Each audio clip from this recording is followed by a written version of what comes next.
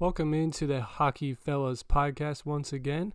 I am back from the hiatus. This is Zach Ferreira. I am not joined by Larry Prelog today. He is currently under the weather with some major surgery from wisdom teeth. And so we're all sending out good vibes to Dr. Larry Prelog. Make sure you get your blessings in for Sesame Street, Wouldn't want to be him right now. But anyway, let's get right to it. Playoffs are coming up for the NHL. And before I get into that, I just heard that the PWHL, which is the Professional Women's League, if you haven't heard of it, they are going to have a new team in Vancouver. That's right. They've been doing so great this past season. I don't know if you haven't checked it out. Go on YouTube. They've got free games that you can tune into. It's electric. And every arena, NHL arenas, are selling out. So they've kind of visited different arenas, and they've just been selling these games out, playing spectacularly. And it's been a joy to watch. So I'm really stoked they're going to Vancouver. I guess in other news before I get to the playoffs, and it kind of plays a role, is there have been some, like Ryan Leonard, Zeev Williams, players from college coming into NHL teams and making their debuts, and it's just so cool to see that. It's so cool to see young guys getting in and prospects, and we'll get to plenty of that in the off season. But man, I don't want hockey to be over, and the playoffs are here, and I'm feeling the heat. By that I mean I'm so pumped, and I know that it's going to be over soon. Before we know it, the playoffs can be really long, but even though the NHL season is unbelievably long, lasts like most of the year, it always feels too short.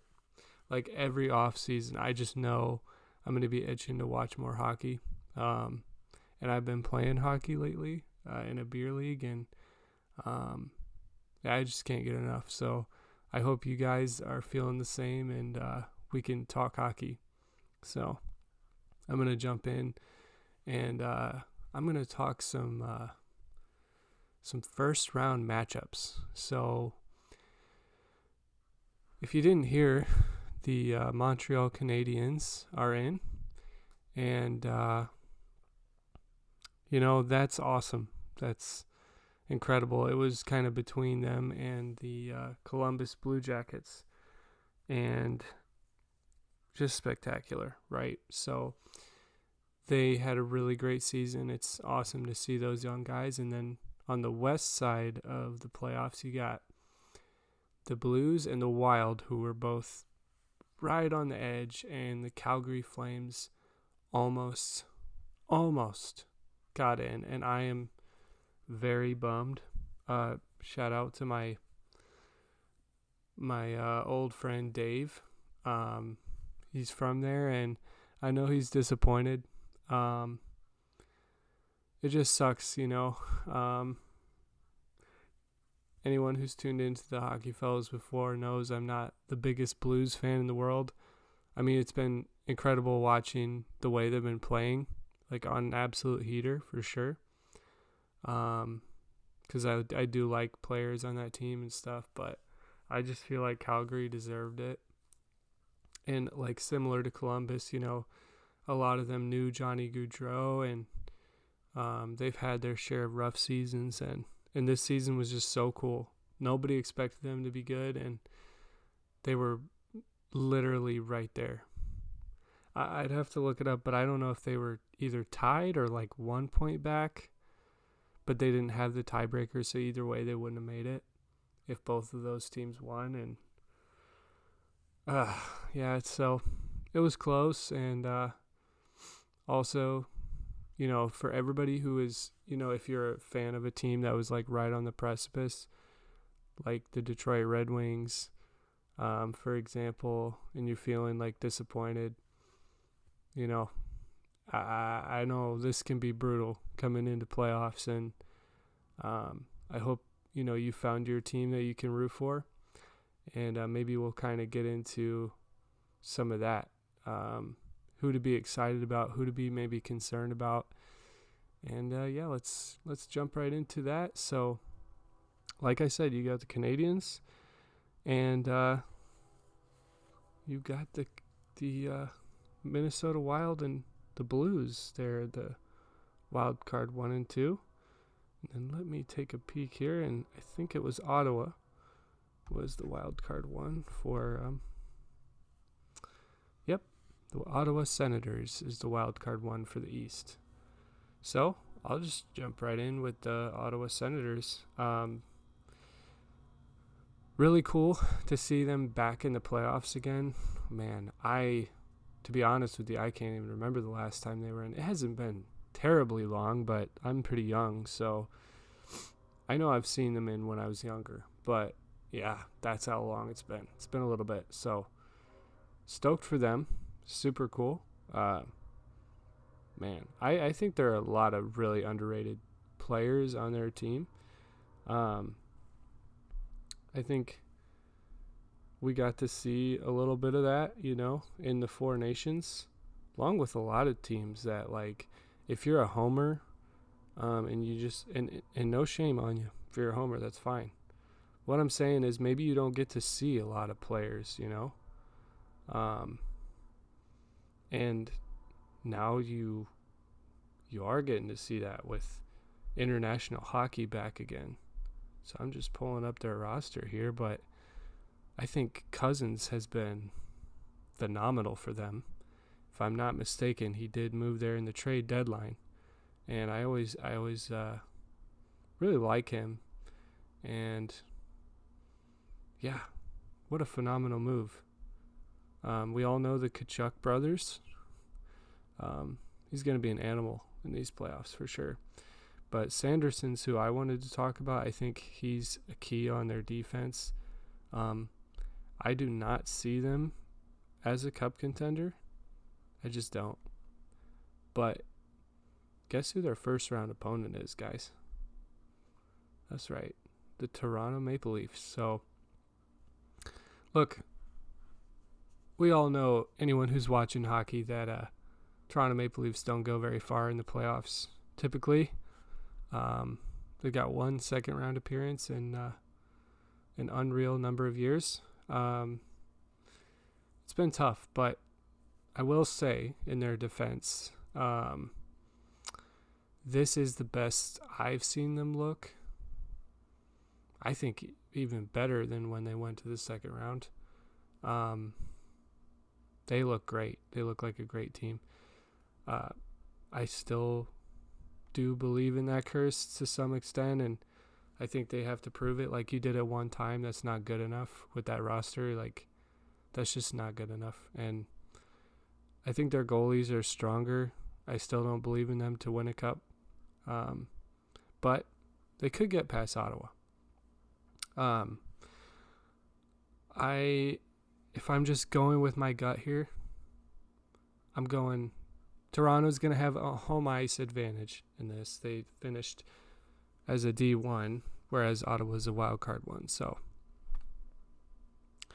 I'm not going to get into it right now, but they got to go back to the old playoff format. Anyway, if I'm going with my gut, it's going to be Ottawa in 7. Yeah, I know if you're a Leafs fan, you're going to hate me for that. Deal with it, because I'm manifesting, baby. Yeah, I love a lot of the players in the Maple Leafs. I just, I don't know. Sometimes I go away from the numbers and I just have like a feeling about a team, and that's one team where like I just don't see it in the room. There's obviously Austin Matthews is a dog. I just think when you're sending a message to Mitch Marner that like you don't want him on your team right before the playoffs, not a good sign. It was already not good relationship. And I just don't think that's going to be good. So, yeah, I'm going Ottawa in 7. And I guess the X factor for me would be goaltending. I think if and I do think it's a pretty strong if, I think it will be tough for Ottawa to win this. Because like I said,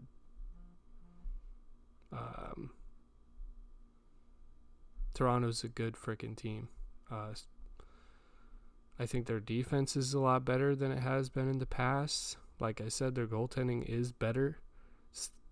Still not my favorite, but I do think that you put my boy Anderson. Sorry, misspoke there. You put my boy talking about Sanderson when I was trying to talk about Olmark. Put Olmark in there, and I know he has his ups and downs, but I think he's been pretty solid and got a good backup. Forsberg, put him in. I give it to him. So, but that's what the playoffs are for. You just gotta wait and see, baby. So, I'm gonna move on to the LA Kings and Edmonton, everyone's most desired matchup of all time, right? I really hate this matchup, but this might be the year that I feel like it's actually entertaining, because a lot of people I pay attention to are, in the media, are giving the Kings the edge on this one. And I'd have to agree. The Kings have home ice, and they're pretty much not undefeated, but they have a very unbelievably strong record at home. Because usually I don't care a ton about home ice advantage, but when it comes to like you're winning almost every game at home, then yeah, obviously it matters. So the Kings have, I believe it's either number 1 or number 2 overall 5v5 defense. Their power play is really bad, and I think that would have to be the X factor for Edmonton. They don't have a number 1 power play this year, but we know when they go to the playoffs, they're going to step that up a notch. McDavid and Draisaitl, Bouchard, they're going to step that up for sure. They're amazing in the playoffs. I do think this is the year that the Kings get it. So I'm going Kings in 6. So I think they run them out of town, baby. I really do. And I'm looking forward to it, because I think Edmonton needs a wake-up call. So I think they'll be a lot better next year, and they've gone through some injuries and stuff. But seriously, if you don't get better goaltending, you're not winning. That's just my opinion. So, all right, I'm going to go back to the East, Tampa Bay, and the Panthers. The Battle of Florida once again. Now, I'd rather see this matchup than the frickin' Kings and Oilers. But, one quick thing before I move on to this. The Kings are scoring a lot more goals. That's another thing that gives me the edge this year for the Kings is you got Quentin Byfield making bounds and leaps this year, and yeah, I think who's that dude? And I think it's Warren Fogle. Is that his name? That Edmonton traded, and he's got like freaking 20-something goals for the Kings. They traded him to the Kings. Like, just unreal.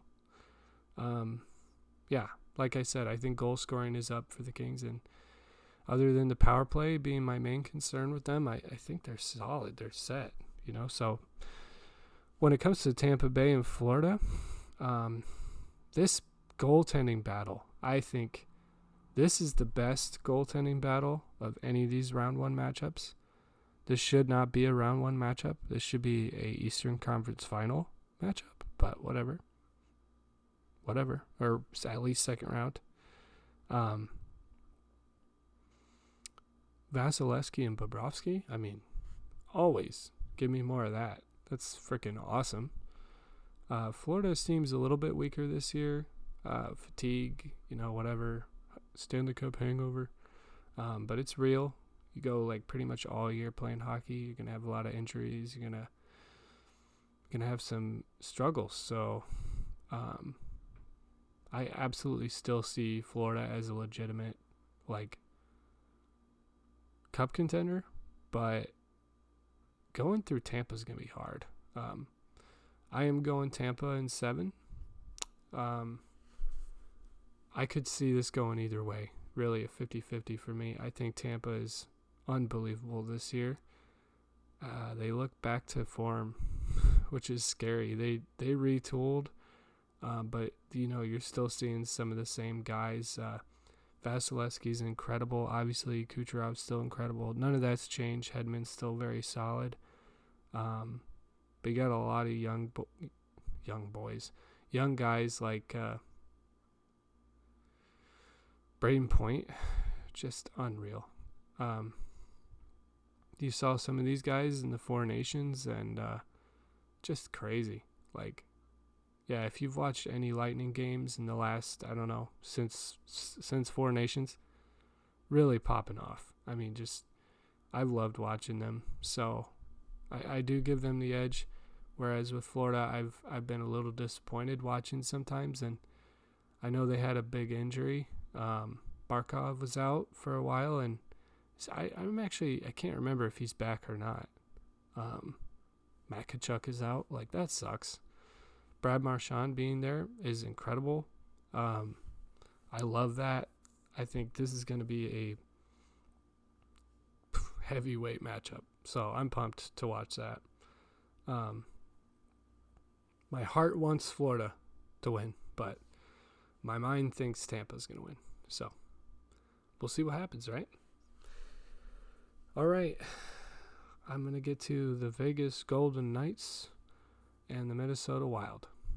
This might be the least interesting matchup in the West for me. I think Minnesota is just very depleted, or has been very depleted with injuries. Kaprizov's back.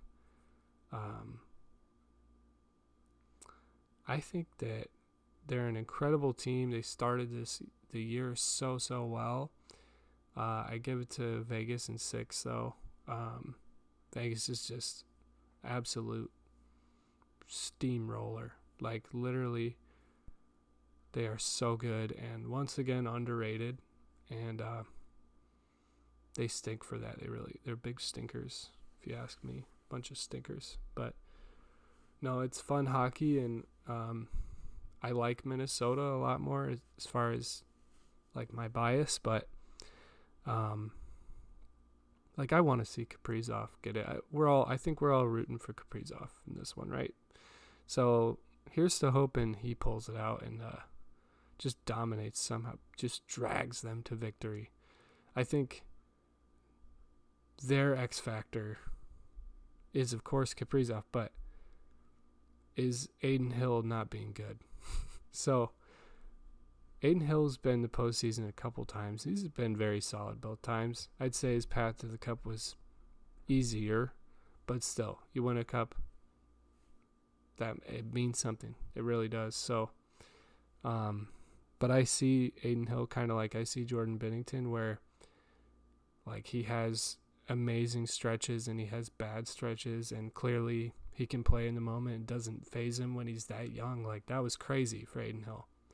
So, other than just the obvious Matt Boldy's and Kirill Kaprizov's, it's just, is Aiden Hill gonna be good? Because their defense for Vegas is just unreal.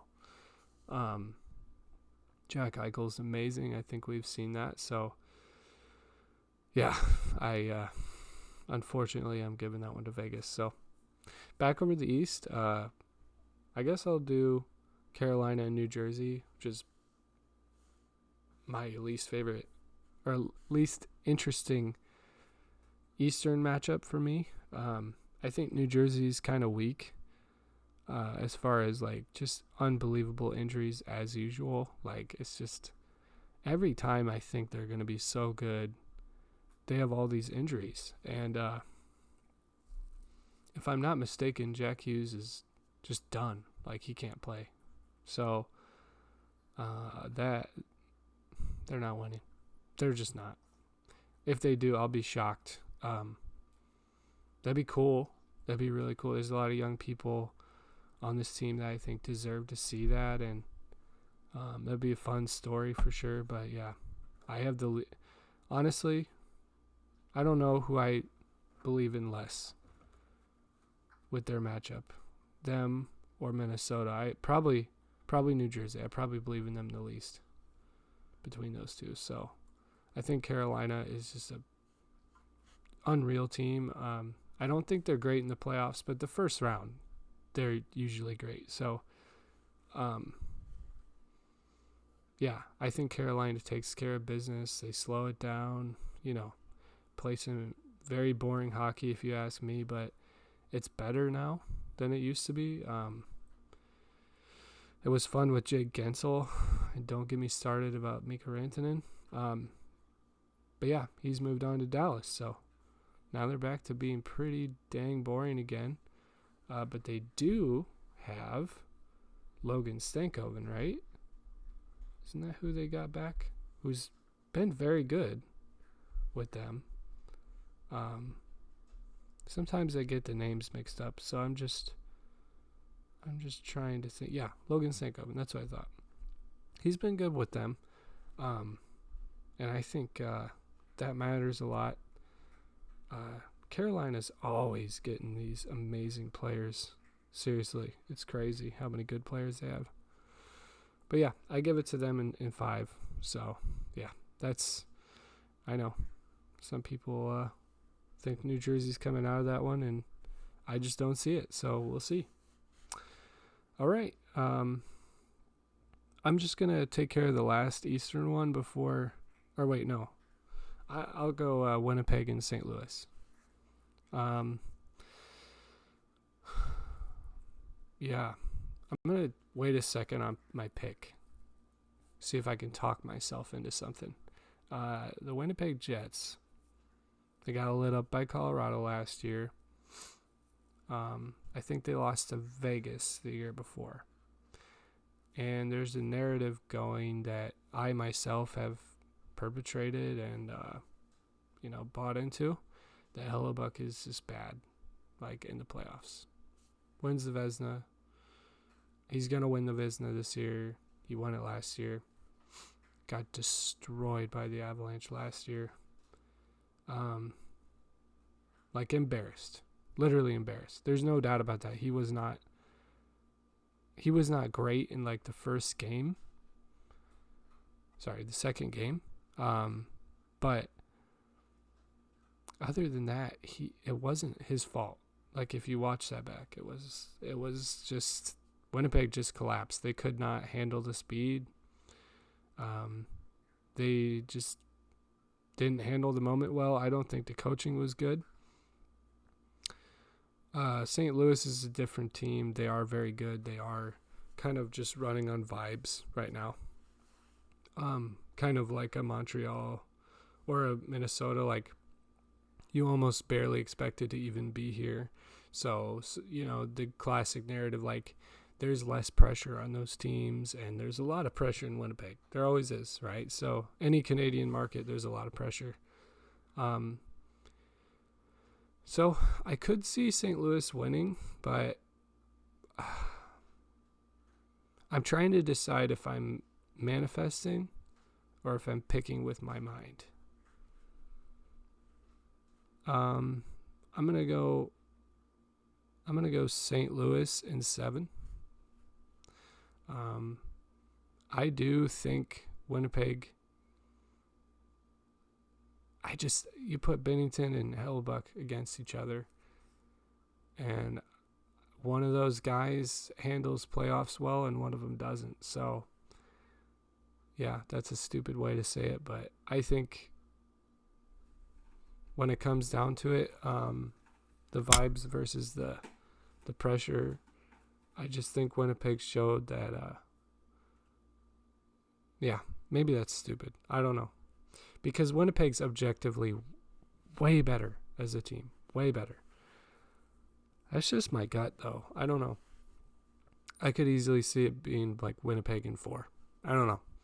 It could go either way. So, I don't even know how to predict it. Like, I really don't. Because, sometimes I think about it these last couple days and I'm like, Winnipeg's got it. And then other times I'm like, no, I think the Blues could do it if it went to 7. So, I don't know. The way they panicked last year against the Avs and the way they handled that Vegas series, like, I just don't see the compete in them sometimes.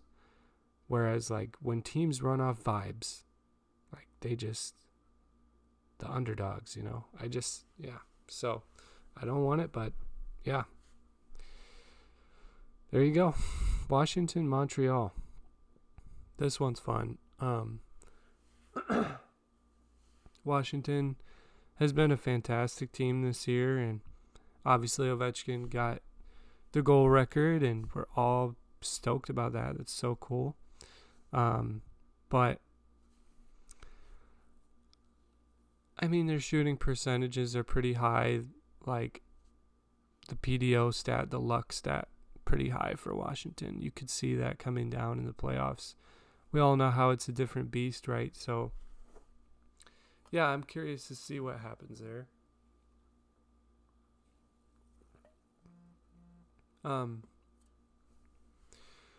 Montreal's running on those vibes. Cole Caulfield's a crazy animal. I love him. Demidov is in. That's super cool. Man, it's so cool to see Montreal fans going nuts. Montreal has been my favorite original 6 team. Like, everyone knows I'm an Avs fan, but I think Montreal has always been like my second favorite team. Avs and Habs, right? So I love them. I love the heart and soul of that team. Like, just fighters and fun players. I like them. I like them a lot. I think the roster is objectively weaker, and they've had some tough stretches and really, really, really, really, really fun stretches. They can really score goals. Their defense is not very good, and their goaltending is pretty good. Not like elite, but it's good. So I guess that'd be the X factor for me for Washington, would be goaltending. Like, yeah, you're probably sick of hearing me say that, but they need good goaltending because Montreal is great at scoring goals. And I don't know. Washington could be an absolute buzzsaw through this, but and yeah, like I said, Montreal's defense does not super impress me. Lane Hudson's incredible, but I'm saying as a whole, like the depth, which is what gets exposed in playoffs the most, because you got to think, like, people are like, oh, and they're head-to-head matchups. No, think about all the planning that goes into these best of 7 matchups. Like, you get to study your opponent. You really do. And you can see the on-ice adjustments in these games.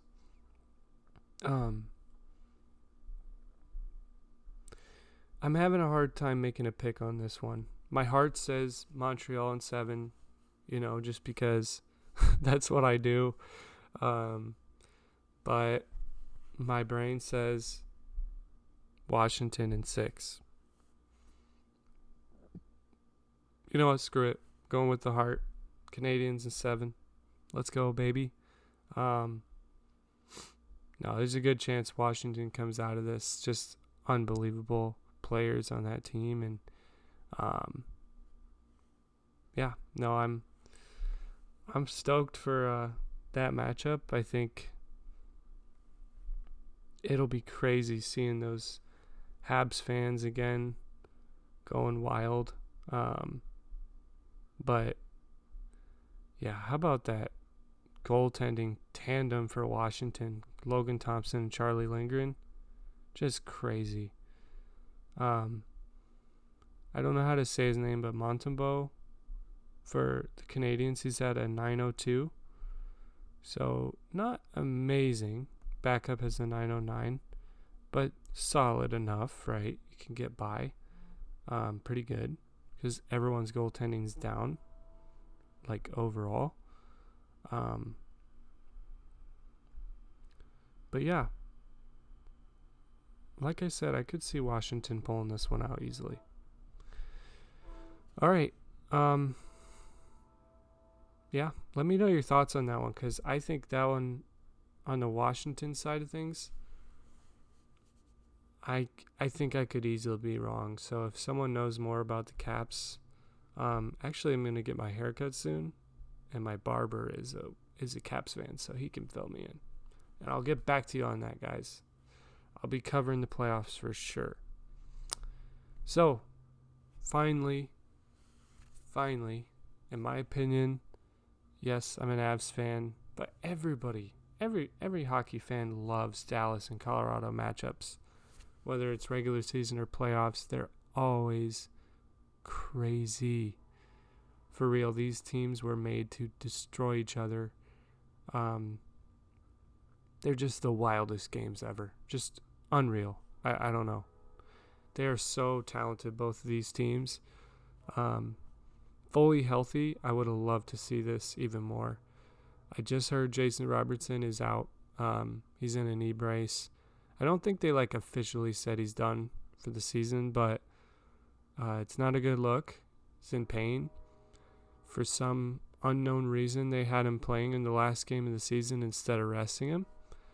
When you compare that to Colorado, they sat 6 or 7 guys this past few games.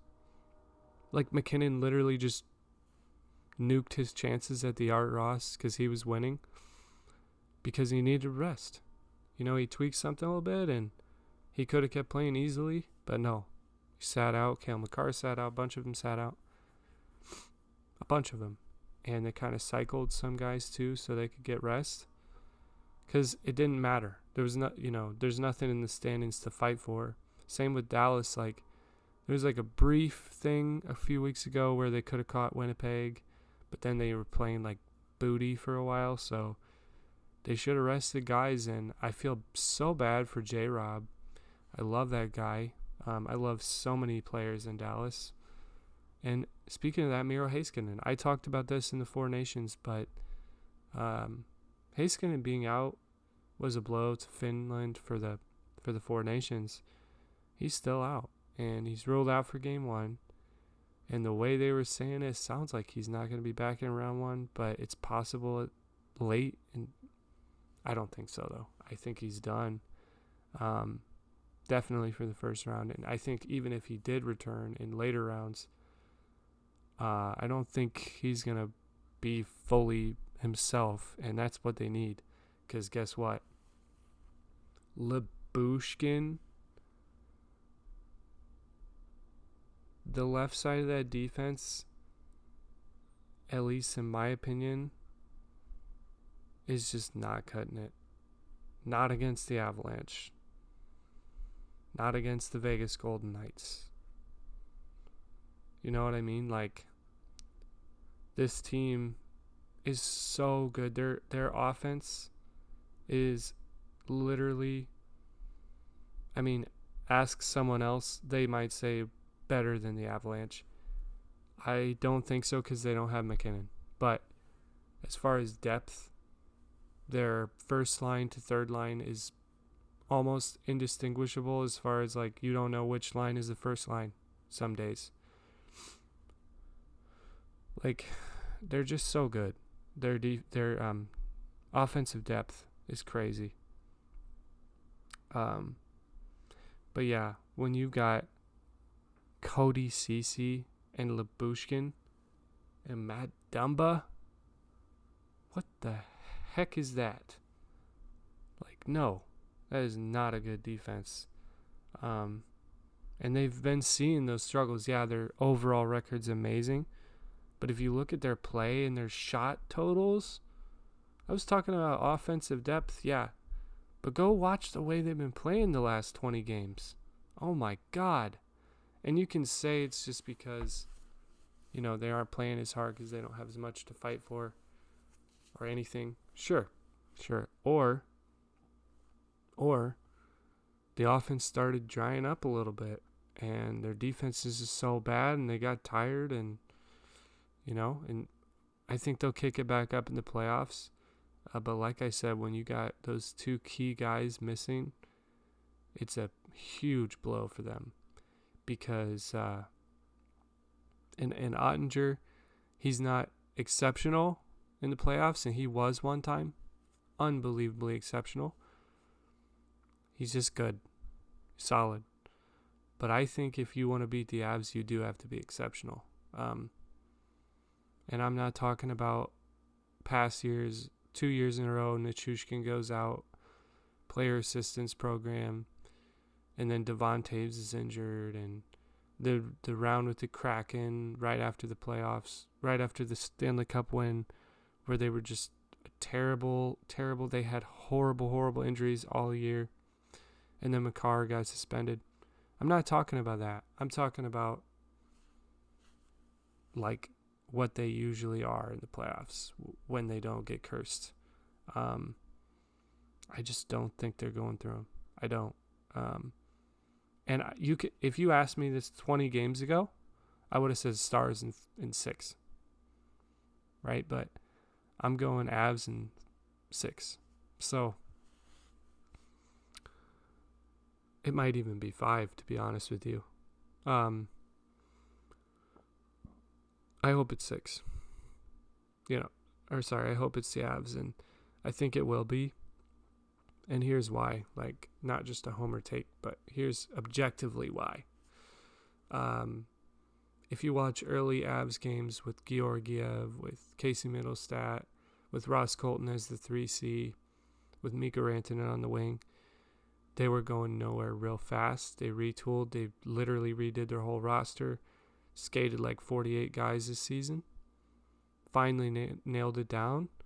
Brock Nelson, Charlie Coyle have been an absolute revelation. Throwing in Charlie Lindgren in the defense, that depth got insanely good. Seriously. Josh Manson was injured for a while. Charlie stepped up, and he was solid. His numbers have been way better than they were in New York. I think he just needed a change, and he needed kind of to be moved down in his role a little bit, be a little more protected and not be the guy, and he's really flourished like that. He really has. But yeah, you put this defense against theirs and it's not close. I'm sorry. It's just not. I think even with Heiskanen, it's still not close because they have a serious weakness on the left side. The series would be closer, don't get me wrong on that, but the defense head-to-head, I'm saying, they've struggled. They really have. So I'm definitely going Avs on this one. And their offensive depth, it goes toe-to-toe with Dallas. It does. Again, if you want to give the edge to Dallas, if J-Rob was in, fine. He's not. And even if he was, they still go head-to-head with him. They can still do the hard matchups. And Mikko has been pretty solid lately. He was kind of struggling there in the beginning. This series is going to have... This is the reason I was saying, beyond just how good those two teams are, Mikko Rantanen coming back to face the Avalanche in the playoffs. They just lost to them last year, and now he's playing for them.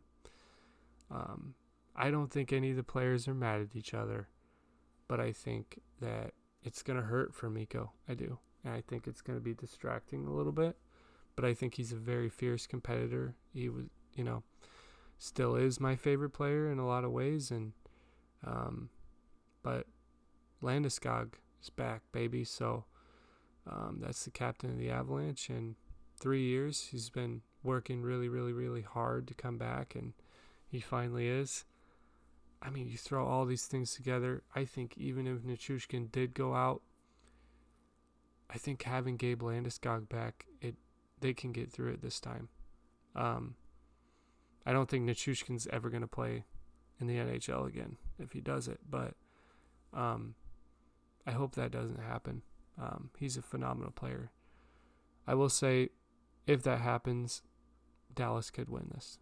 They could, but like I said, I think Landy gives them, again, not necessarily like statistically, but the emotional boost they get from Landeskog being back is just so huge. So yeah, let me know your thoughts, and I'm so pumped for this first round matchup. It's kicking off on Saturday.